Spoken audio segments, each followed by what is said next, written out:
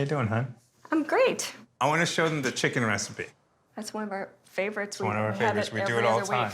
So I'm not even gonna tell you what to do because you know what to do, right? Tell me how you want to do it.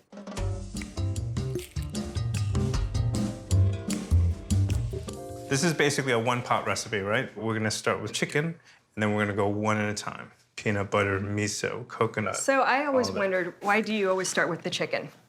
So the key is, I want to get the chicken caramelized, I want the onions caramelized, I want the garlic caramelized. If you put it in a pot all at the same time, it's not going to caramelize, it's going to get too cold. So we do it in stages. And I think this is a really important lesson for people at home. Like, yeah, you can have a dish that has 12 ingredients in it, but you just got to be careful how you layer them.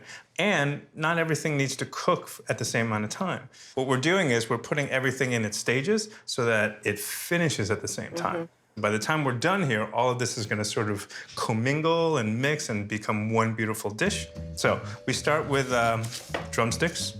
So really simple. All we're going to do here is throw some olive oil into our Dutch oven.